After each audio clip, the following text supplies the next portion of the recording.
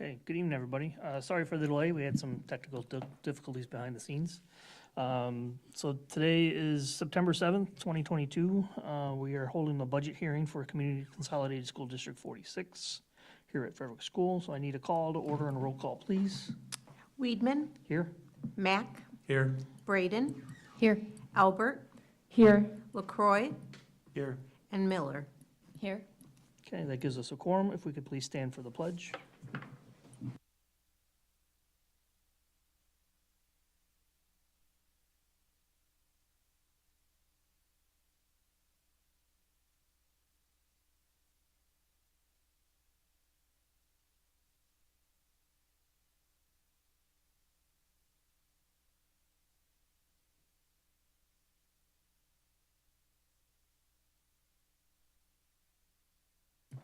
Next, I need a motion to approve the budget hearing agenda.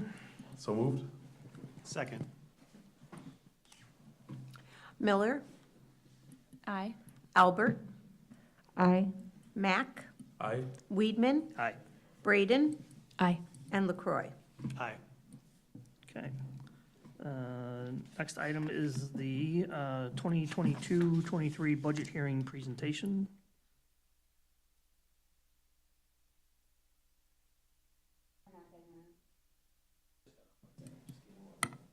Okay, because our other option, I would say, is the board all has access to it, and then we can post it, right?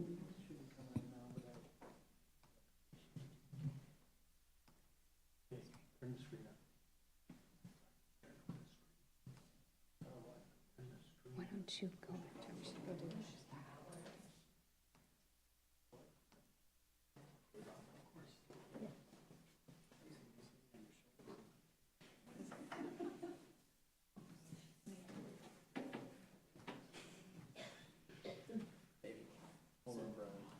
It's showing up on here on YouTube.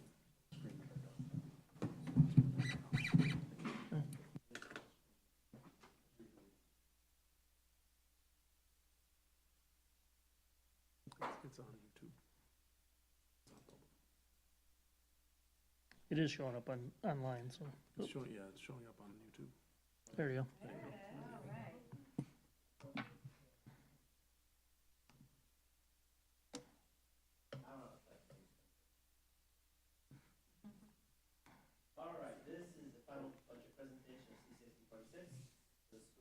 Ending June 30th, 2023.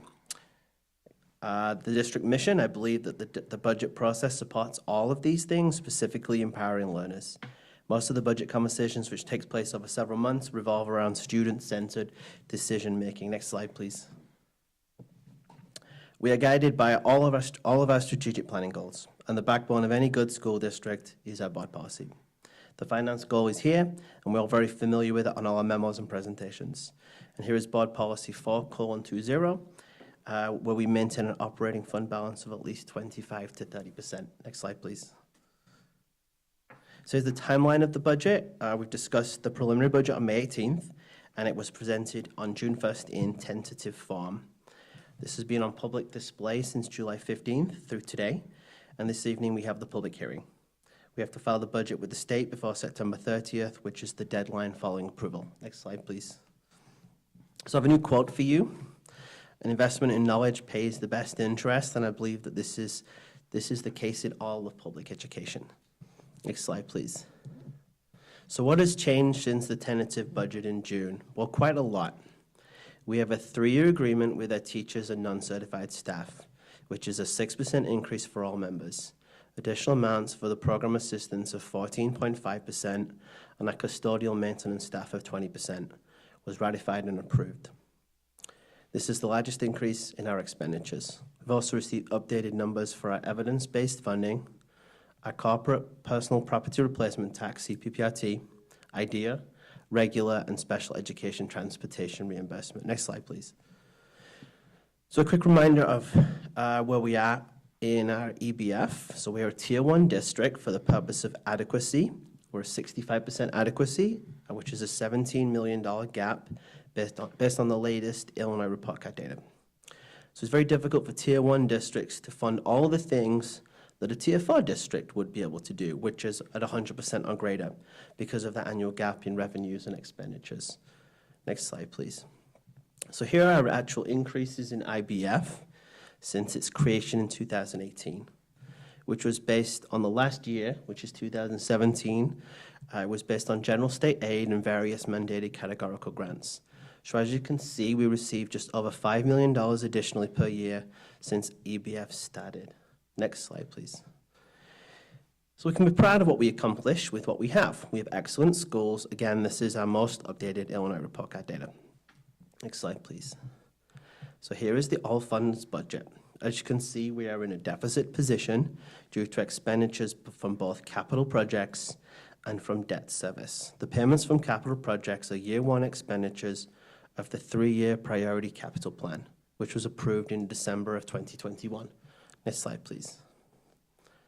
Here is a breakdown of our revenues. 60% comes from local taxpayers, meaning the levy. 29% comes from the state, including our EBF, which we just mentioned, and 8% comes from federal funding, making up the remainder. Next slide, please.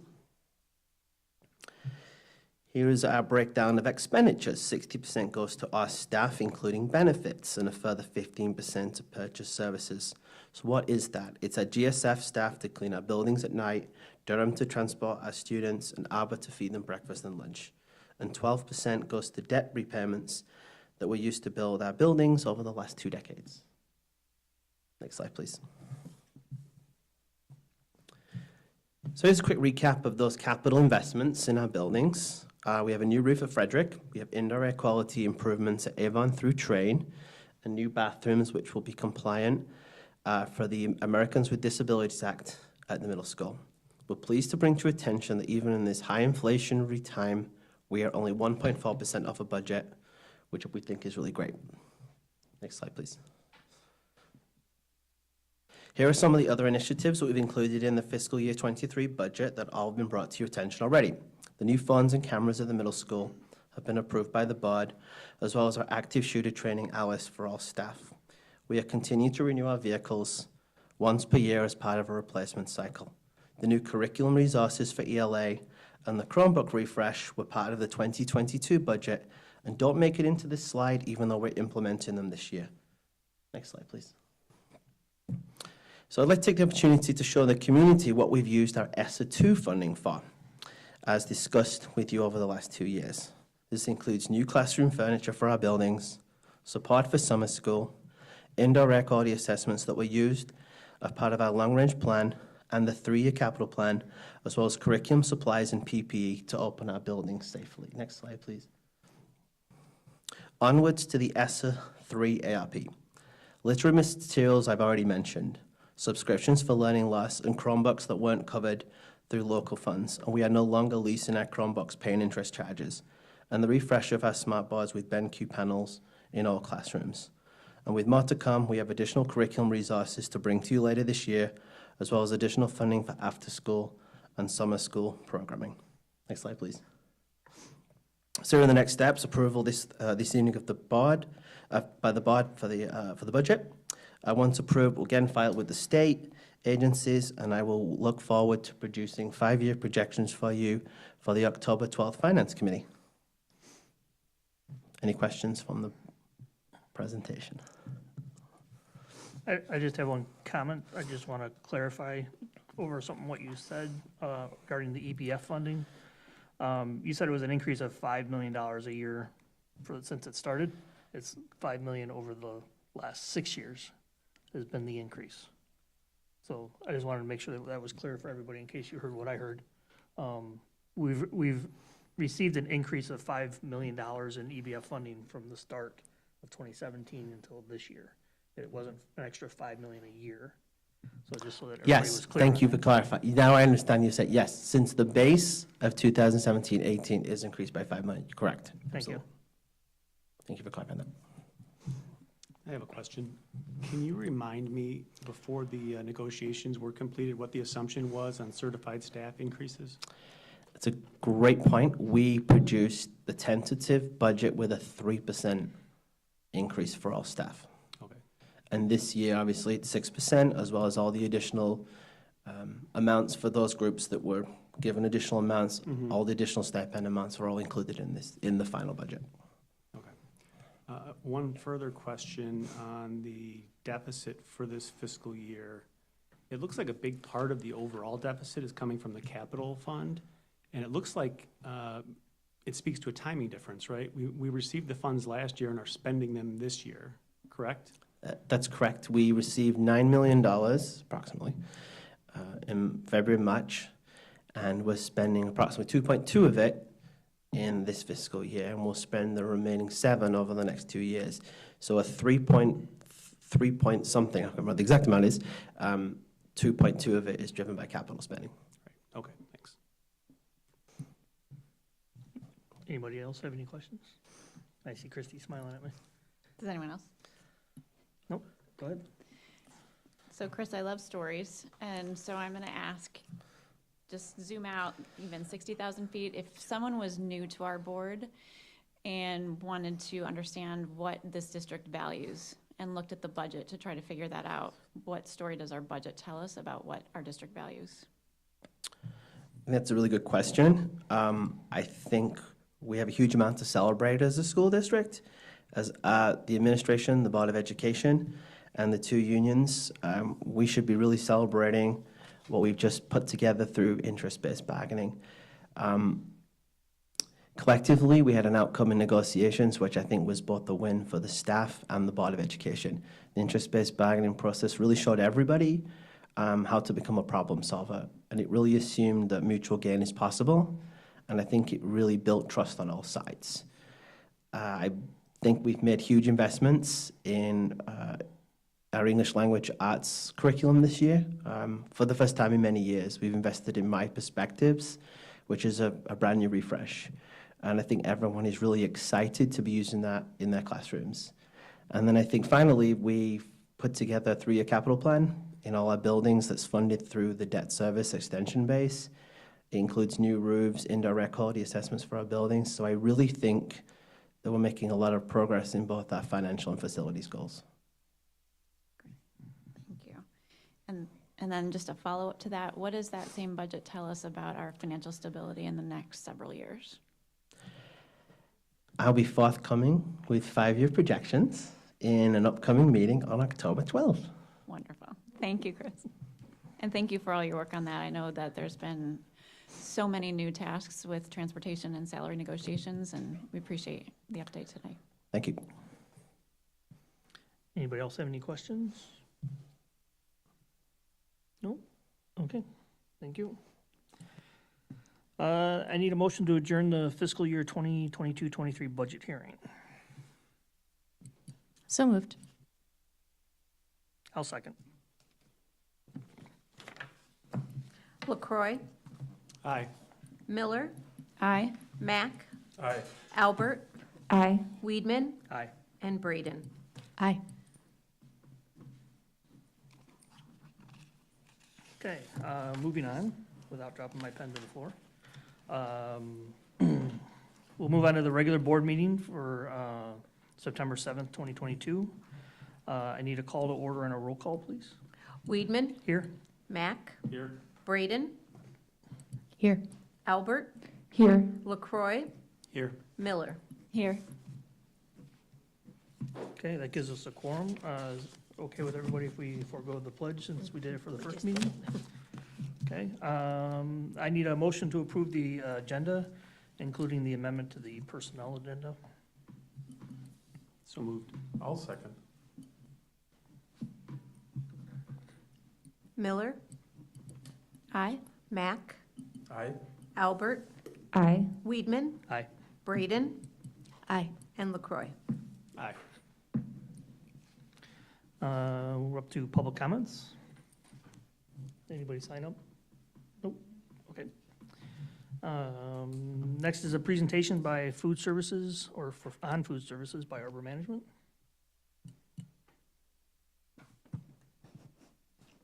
Hi, I'm Jennifer Melchow with Arbor Management, and I'm the district manager and corporate dietitian. And I'm glad to be here again to present the food service update. Next slide, please. And I think we have a great collaboration with District 46, and we're excited to talk about reopening, food insecurity, composting, wellness policy, and the Food Wellness Committee. Next slide, please. Okay, reopening school lunch back to normal, or what we call it, right? We're back to free, reduced, and paid, bringing all the students up in the POS system again. We have the 30-day carryover in effect from the previous school year status. We have increased reimbursements from the state this year with the Keep Kids Fed Act. The reimbursements from the state have increased by 40 cents for lunch and 15 cents for breakfast. We are back to the fruit and veggie bars, so we have more variety on the fruits and veggies for the students, and they're allowed to choose what they want to pick off the fruit and veggie bar. But of course, it has to be a half a cup, right? Per regulations. And we have some new menu options this year. At Fred and Park, we have expanded their menus since last year. We've added back in the entree salads and sandwich options, and they seem to be quite popular. Next slide, please.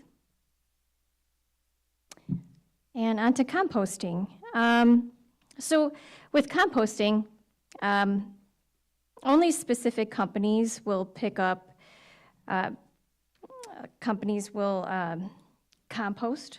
And currently, the district is taking the lead on this because there's only specific companies who will pick up the compost. So they have to have a contract with those companies in order to pick up that compost.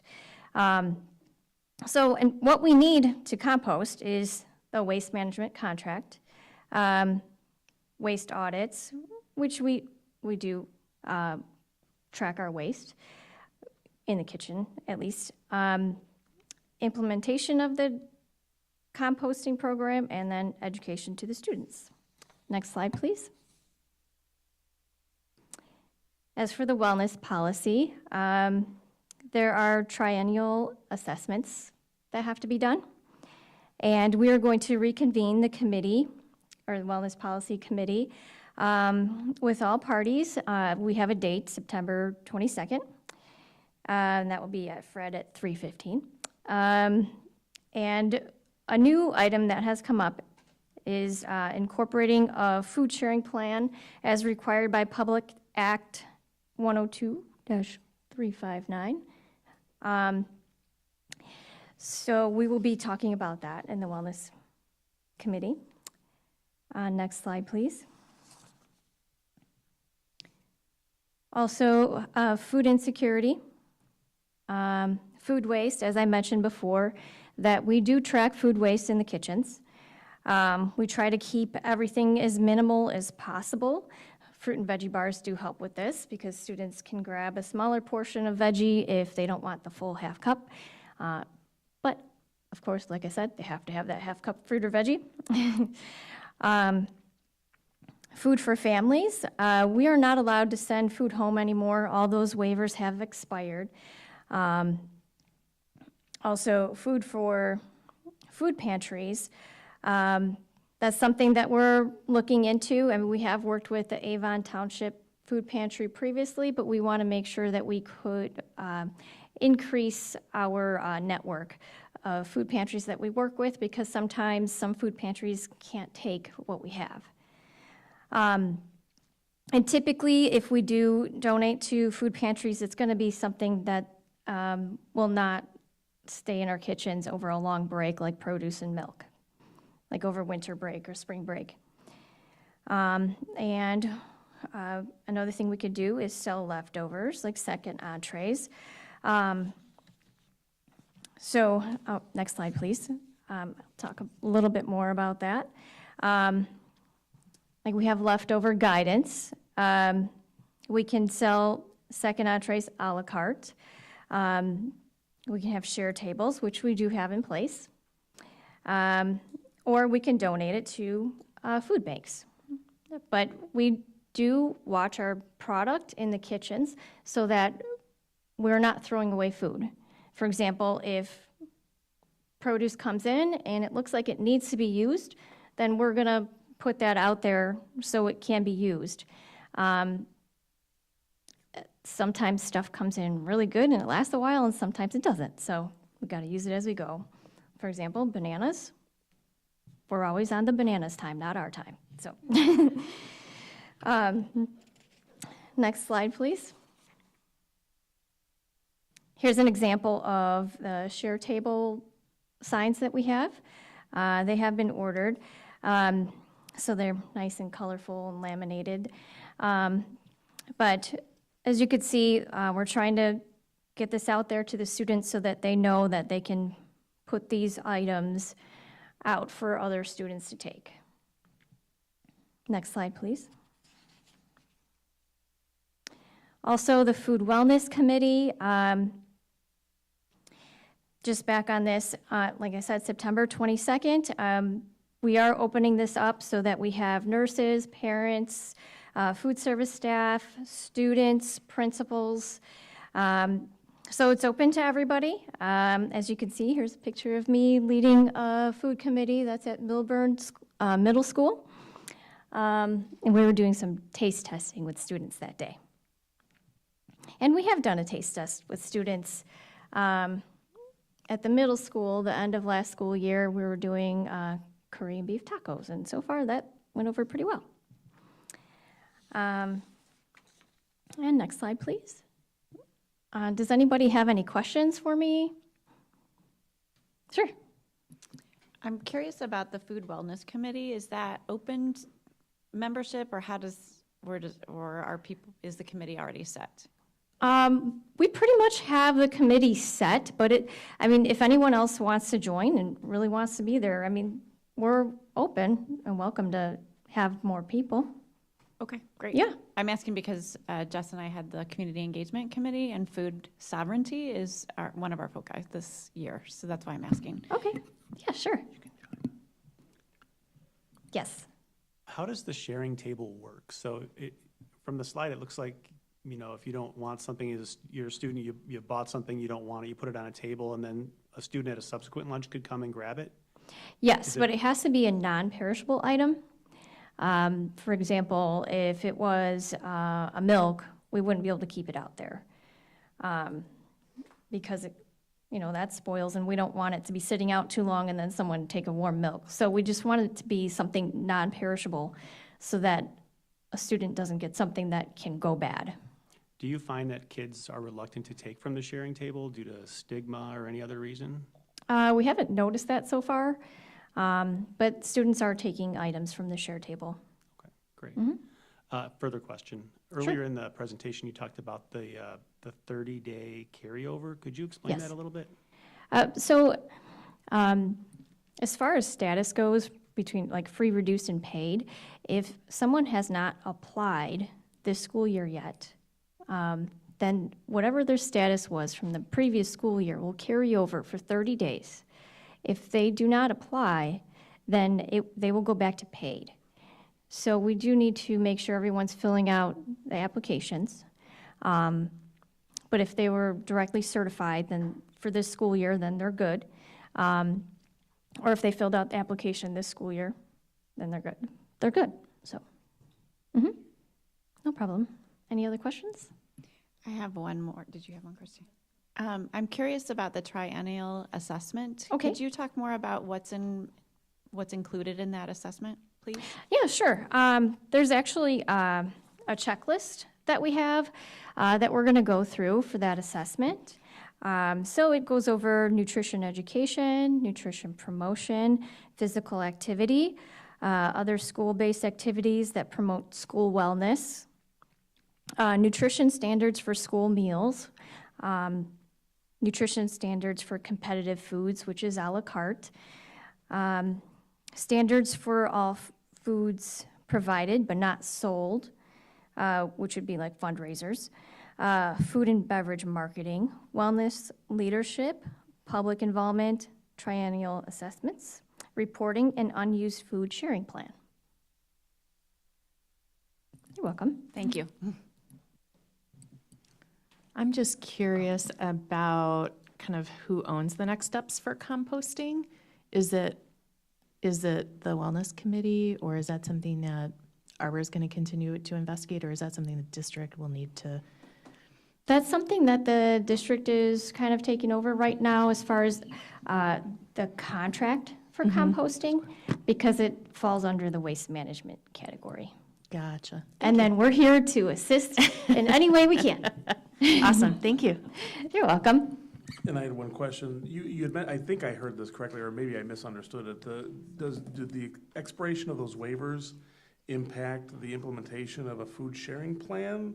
Or does the food sharing plan, you had mentioned something about waivers and I didn't quite catch it. Oh, the waivers Something expired, and that's for food going home. So does a food sharing plan then allow that food to go home then?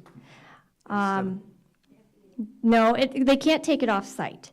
That's what the waiver is about. The students are not allowed to take the food off-site. Like, for example, like, they used to be able to take breakfast home. Yes, right. So they're no longer able to do that.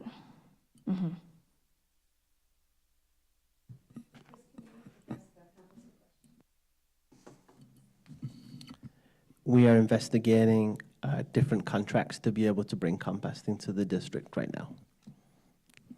And I'll just add that when we have more information, we'll bring that to the board, and the board can let us know what direction you want us to go regarding all of that. Okay. Tag team. It sounds like it sounds like students are using the share tables.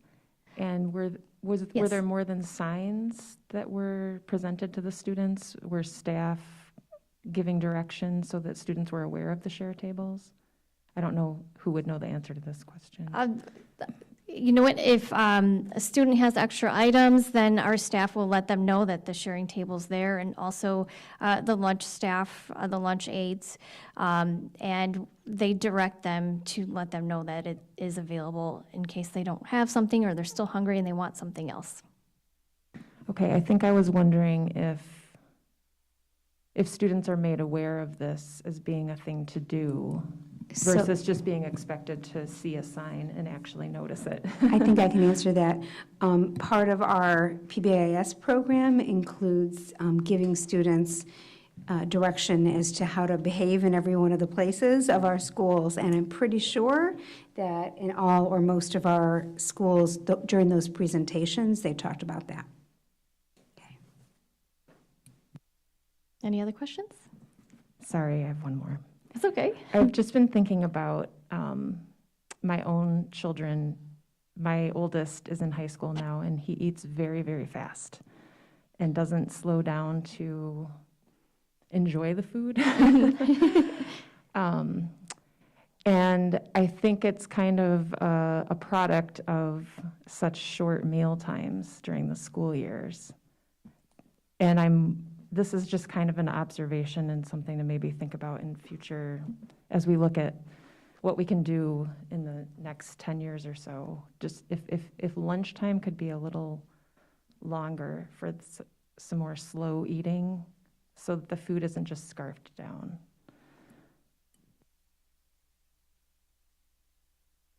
And we do try and get the students through as fast as we can through the line so they have enough time. We do our best to try to do that. And you do a really good job. Thank you. I just want to comment, I was standing with Mr. Detweiler, I think just yesterday, really during lunch, just amazed at how quickly the kids were getting through the lunch line and sitting down and eating. So really bravo to all of you for that. Thank you. Last one, I promise. It's okay. Do you have any idea how much of our food is locally sourced? We have several farms in the area. Is any of it locally sourced or no? Well, through our Department of Defense, which is our commodity produce, there are items on there that is locally sourced. I have not tracked as far as like what percentage is, but we do have some, when it's available, we will order it. It pops up every once in a while. It'll say that it's local, but it's only like when it's available to us. It's usually seasonal. For example, right now, apples are locally sourced.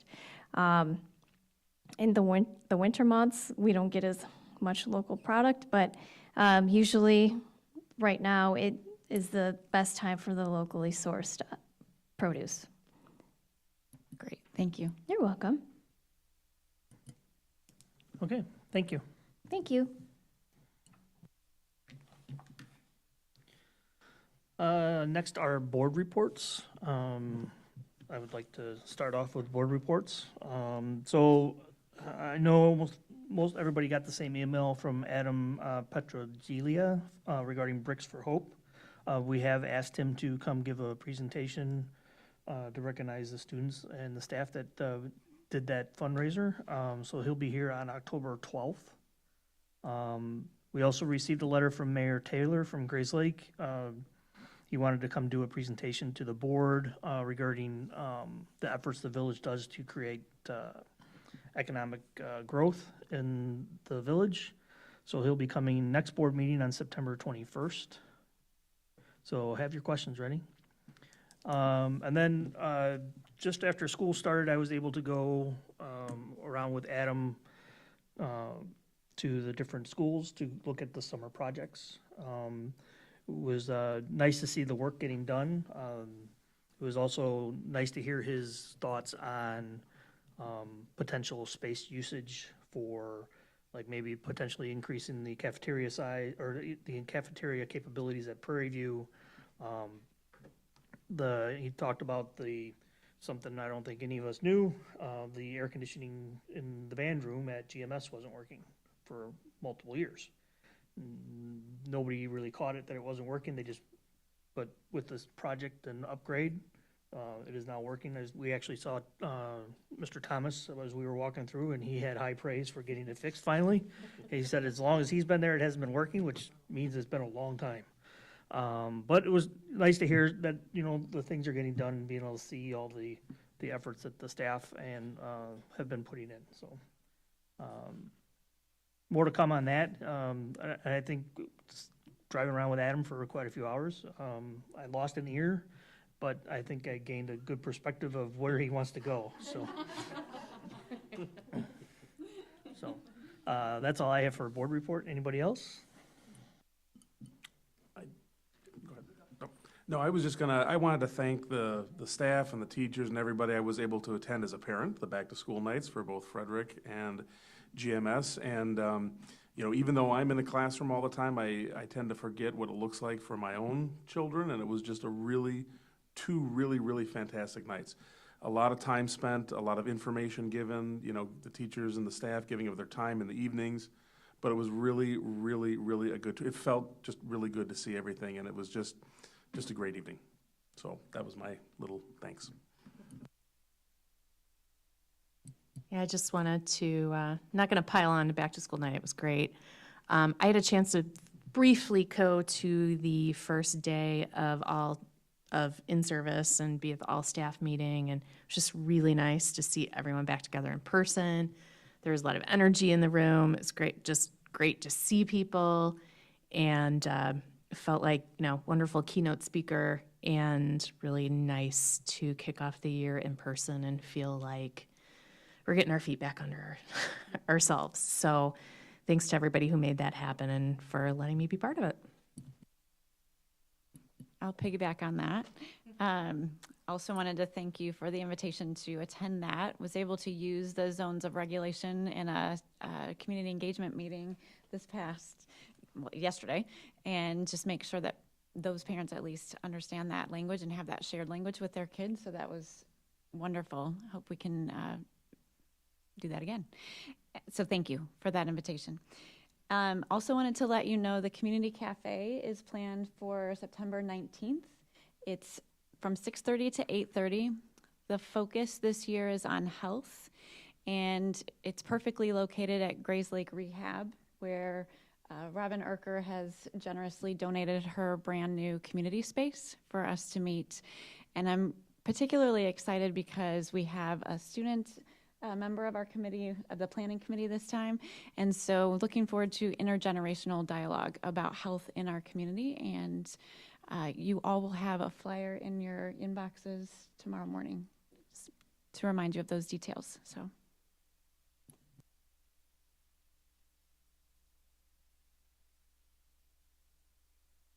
I just wanted to say that, to piggyback on the back-to-school nights, I was really excited looking at the personnel report, all the talent and skills that the new hires have. And at the Frederick back-to-school night, there was applause when the principals first started speaking, and I just thought that was sweet that the community recognized their efforts of the past couple years.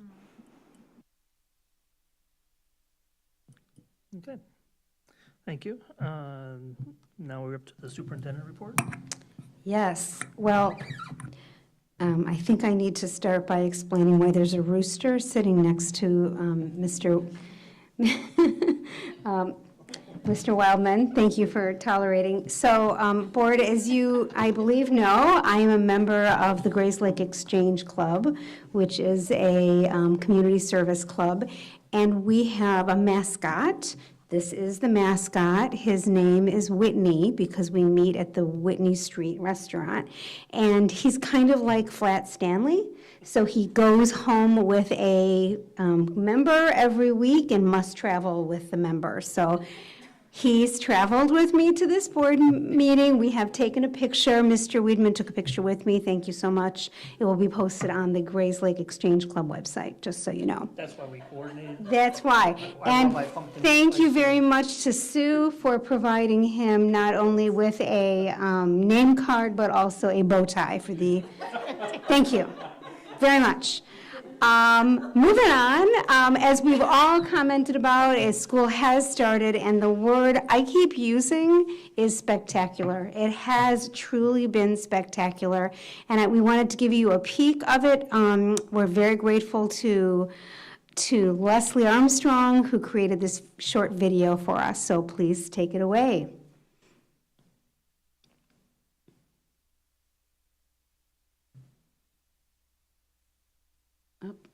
Looks like we need sound. It's on?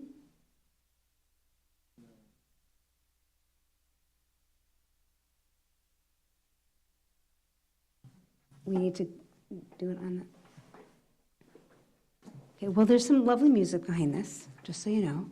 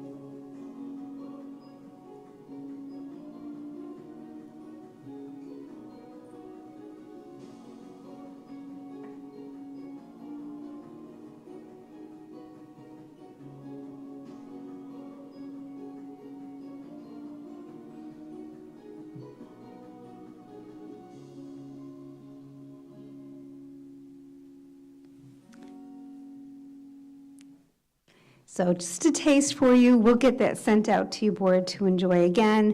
I've actually asked Leslie to post that on Facebook and send it out through Twitter so families can see it as well. So just a taste of how things have started. Moving on to the Avon Food Pantry, I was so glad to hear Jennifer Malchow talk about the food pantry because just last week I had this wonderful opportunity to tour the food pantry and to meet the folks who run things over there in Avon Township. And I have to tell you, I was really blown away with what I saw, because there are so many resources available to our families that folks probably don't know much about. And in fact, I told them that I will highlight these things that I'm going to share with you tonight in an upcoming message to our community. So along with the food pantry, which is obvious, families that qualify also can take advantage of a personal essentials program. So every month, they can sign up for 5 different personal essentials, like toothpaste and such, 5 different things for their family, and they can choose different ones each month. There's also a monthly diaper program for families that qualify. This one I thought was really remarkable, and it's not a program through Avon, but they are highlighting it to make sure families know. There's something called a free life insurance program. And families that qualify, parents can sign up for, it's literally just sign up for $50,000 of life insurance that would cover educational expenses of dependent children should parents pass away. So that was really remarkable. And then, along with these resources that are for families that qualify mostly for financial reasons, there are some programs that anyone can use. They have an entire room of medical supplies, so that if somebody needs crutches, somebody needs a wheelchair for a short period of time, they can just borrow them. It's a library. There's also a room full of, it's a shed really, of flood mitigation supplies. So they have wet vacs and fans available. You have anybody in the community that has a flood can go and borrow those things. So I'll share this information out in written form, but I thought the board might like to know about that. I'm going to hand it off now to a couple of our cabinet members to talk about our Ukrainian refugees. Is that going to be you, Stephanie? Yeah, thank you, Dr. Diaz. So we have welcomed 9 families so far. 7 are from Ukraine, 1 from Venezuela, and 1 family from Russia. Our students are attending Woodview, Meadowview, Frederick, and Prairie View, and we had received notice that we will be welcoming more families next month as well. So far our students are in the classes and great, age-appropriate classes. They are learning, they're making friends. We have supported them with interpreters so that they can have access to just all of their needs, basic, social, emotional, and academic needs. And then we've really spent some time getting to know the families and the parents and how can we help them, because it's a very different circumstance to come here now. And we are very pleased on a financial note to know that we have received over $11,000 in a federal grant called the ARP McKinney-Vento. We are going to use these funds to, again, support the families, help them assimilate to CCSD, and then make sure that we are supporting them in those 3 basic areas, right? Basic needs, academic, and social and emotional. And right now, social and emotional is the most important. I'm coming with a lot of circumstances. We've also had a very nice and informative call with 2 people from the Lake County ROE, and we are going to coordinate our efforts with them as well, and they have additional funding and sources and materials that we can use for our students as well. So do you have any questions about our families? Anything? Okay. Dr. Diaz, you're on a roll. Why don't you keep going with our BPAC events that are coming up? Sure. So we have 2 BPAC events coming. The first one is going to be a virtual event, and it is Meet the Team. So September 15th from 6 to 7, we have just meet the team, ask questions. These are programs that we offer. What does the access test mean? Why are you receiving letters from the office? All those kind of fun things. And then on September 30th at Prairie View, from 6 to 8, we're actually going to do the literacy night. So they get to build a reading buddy. The library is going to be there. Teachers have put together really fun activities and take-home kits on how can you help reading at home? How can you help with math strategies at home? So it should be fun, and we get to be back in person, and we're so excited about that. Thank you. Last night, I was able to be at the Foundation 46 meeting. That group of people is so excited to be able to support our school district through funds. As you know, the Foundation 46 funds teacher grants every year. And they are in the process of 2 projects right now. There's the go-kart races on Sunday, October 2nd, 1 o'clock at Park Campus. That's not a fundraiser, that's just a fun activity for families. They're also doing this very unique fundraiser called a scavenger hunt fundraiser. Board, you may have seen that I sent information out that to our community, about that to our community last week. But the concept is you provide a donation to the foundation, whatever amount you want to, and in return, you get a code that you can use to then go and do the scavenger hunt. And there's a scavenger hunt around each one of our schools. So a really creative process. And they're in conversation about future fundraisers as well, so more to come on all of that. And last but not least, I had a teacher reach out to me recently to share a really nice story, and I asked if I could just share it at the board meeting, and she said yes. So second grade Woodview teacher Kim Peterson was concerned about what had happened out in Kentucky and the schools that went through flooding. And so she just reached out to her Woodview staff and the classroom families and asked to collect school supplies and gently used books. She was really just so excited by what they were able to collect, and her quote was, "There has been an overwhelming response of the goodness of the people in this community." And that's the end of the superintendent report tonight. Thank you. Next, I need a motion to approve the consent agenda, and just as a reminder, that includes the addendum to the personnel report. So moved. I'll second. Braden, Aye. LaCroy, Aye. Albert, Aye. Miller, Aye. Mack, Aye. and Weedman. Aye. Now we're up to action items. First is the motion to approve the fiscal year 2022-23 budget as presented. You want to go over that? Oh, just briefly go over what we kind of talked about earlier. After the Finance Committee, before the main meeting, we had a public hearing, which is necessary for public act and board policy, where I presented the current status of the operating budget and the full budget, and took questions from the board. Okay. Does anybody have any questions regarding the budget? No? Okay. Then I need a motion to approve the fiscal year 2022-23 budget as presented. So moved. I'll second. Weedman, Aye? Miller, Aye. Mack, Aye. Braden, Aye. LaCroy, Aye. Albert. Aye. Okay. Next, moving on to unfinished business. Since Adam is not here, we're gonna table the update to the building and grounds summer work. And that'll give us just the updated superintendent goals to discuss. Am I discussing them? Sure. Okay.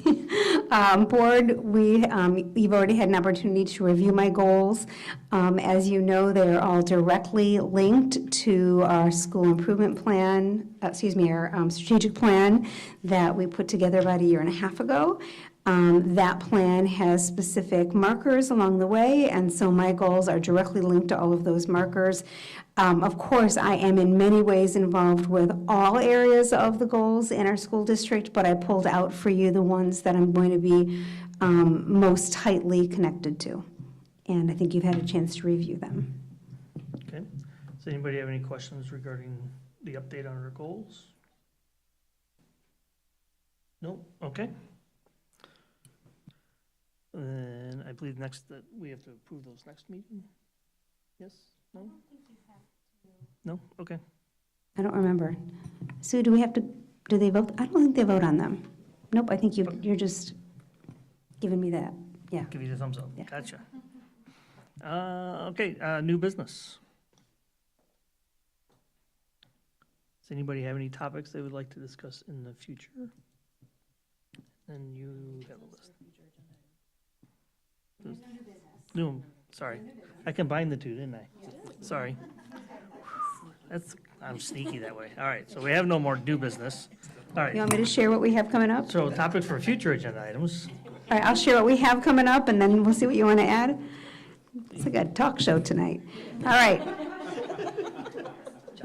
I know we got a special guest and everything. Oh, my. Whitney's not very What a night. Okay, next board meeting, we have Mayor Taylor coming. We have an approval of IMRF and EIS reports, an approval of school maintenance project grant round 1 application, approval of the release of closed session minutes. We're going to do the buildings and grounds summer work. And then I think probably right in a moment, the board will have a conversation about anything you might want to add regarding the finance committee meeting we just had. So we'll come back there. But I'll move on to say that on October 12th, we have Bricks of Hope USA, Adam Petrogalia, coming to talk about some wonderful donations some of our students made. And then not on October 12th, in future meetings to be scheduled still, we'll do a standardized testing presentation. We want to do that after the school report card goes live, and an audit findings presentation. We don't have a date for that yet either. So that's what we know moving forward. Okay, now I'll try that again. Anybody else have any other topics they would like to discuss in the future? Do we know when we're going to have our first equity committee meeting? And I apologize, I was not here last month. Yes. You may have shared that. Did we send out? Yeah. No, we have an equity and inclusion committee meeting next Tuesday, and next Monday night, the 12th. Did you not get an invitation? Who would it be from? It would have been from me. Huh, we'll check that out. I'll check it out too. I may have Okay. missed it. Okay, yeah, next Tuesday, next Monday night. Thank the you. 12th, 6 o'clock. Do we have any update on the next policy meeting, or are we still waiting for the press update? So, right, so what'll happen is, we wait until we have the next policy update from press, and then all of the cabinet members review it, and then we schedule a meeting. Yeah.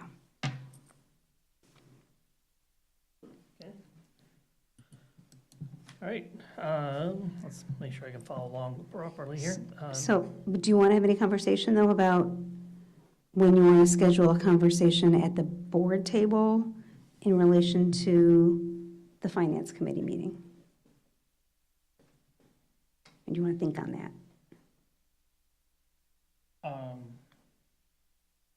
As far as when we schedule another one, or have a discussion about? Discussion about what you saw today.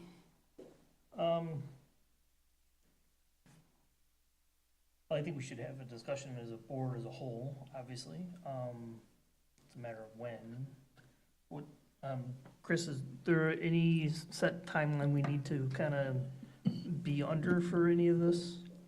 No, but we would like to bring the cost to you because that's not been presented to you yet. Okay. So we would be looking at bringing an engagement letter to you for part of that discussion so you can make a fully informed decision about next step. Okay, so would that be available at the next meeting or the following? It would be available at the next meeting. Okay. Is it okay to put that on the agenda for, okay? Okay, so we'll bring it in as a discussion item. Yep. Great. Okay, we will do that. Now am I allowed to go further? Yes. All right, so next is public comments. Whitney, have anything to say? No? Okay. You said it was a talk show. We have any, we don't have closed session, right? We do have a closed session. All right, so I need a motion to go into closed session. I'll make the motion. I'll second. LaCroy, Aye. Miller, Aye. Mack, Aye. Albert, Aye. Weedman, Aye. and Braden. Aye. And we don't expect to do any type of action items after closed session, so we'll be adjourning the meeting right afterwards, so if you don't want to hang around, you can go home.